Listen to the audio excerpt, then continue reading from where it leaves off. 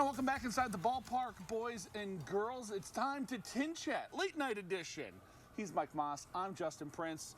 Mike, it's been an exciting week for our friends from Fort Wayne here. It's been fun. They've been playing really good baseball, and they've had a flair for the dramatic. We'll just call it that. Yeah, some interesting situations that have developed, some competitive games, some close games, pulling the rabbit out of the hat situations. We can go back to briefly to last Monday in the series finale against Lake County, when by all rights TinCaps should have been beaten. Yeah. When they're trailing 2 outs in the top of the ninth and a ground ball to second base. And little did we know that a throwing error would prolong the festivities, and all of a sudden we come up with a number of runs and win the game 10-7. So, and then back home, taking on West Michigan. And I found out from talking to some of the players before this series started, TinCaps had a chip on their shoulder because they were beaten in each of the first 3 games of the season up in suburban Grand Rapids this year. And they felt and still feel that they have a score to settle. And so far they've done well, because as we're taping this in the middle of the night, they've won the first 3 games of this series, 6-game series. Yeah. And even then there have been some dramatics. But it's been some competitive baseball. Yeah. And this team is on a roll. Yeah, they really are. Plain and simple. And we'll talk some numbers in a little bit, but the one number that strikes my mind is, with the win here tonight being Thursday night, first 5-game winning streak of the year. Counting the win on Thursday, TinCaps since May 14th have gone 31-15. That's about a 680 clip. Yeah. And one can only wonder what might have been had there not been the struggles in the first 6 weeks of the season. Because I feel, and Derek Decker, my partner on the radio, feels the same way, this team's playing the best of any team in the 12-team Midwest League right now. Yeah, absolutely. And getting back to that flair for the dramatics, Mike, obviously, we've seen it, and it started before this series even started, but the TinCaps, in their last 7 games, they've had 4 instances in which they've scored the go-ahead run in the 7th inning or later, and 2 of those, I believe actually 3 of those, have come when they've with runs in the 9th. Yeah. Obviously, like you mentioned, they were down to their final strike against Lake County in that series finale on Monday. They had the walk-off here on Tuesday night for the 4th of July. And then Wednesday, they scored the 6 runs in the 7th inning. And then I believe it was either Saturday or Sunday last week, they had another 9th inning come back with Albert Fabian's go-ahead grand slam. So it has been one heck of a last week. Talk about a carnival ride or carousel ride. That's what the TinCaps have been on lately, but at least they've had their seatbelts tucked in and belted. And games that we've had in the last week to 10 days or 2 weeks, coming from behind as often as we have, would not have happened in April. Would not have happened in April. And yet, this team has acquired a self-confidence not only within each player, but within each teammate as well.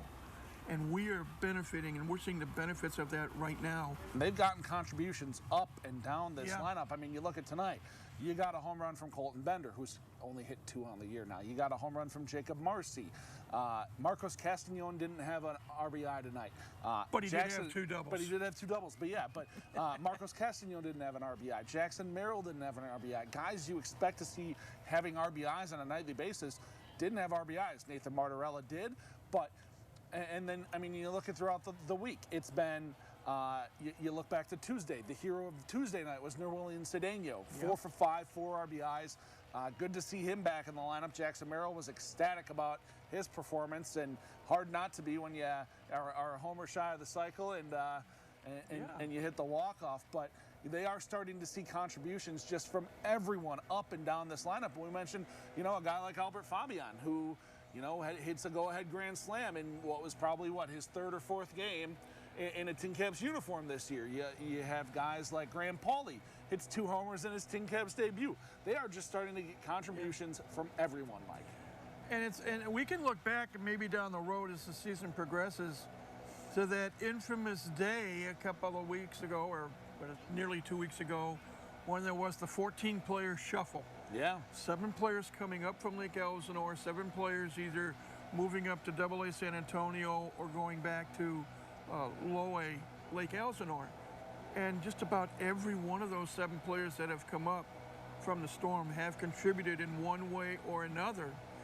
And then you take some other guys like Lucas Dunn.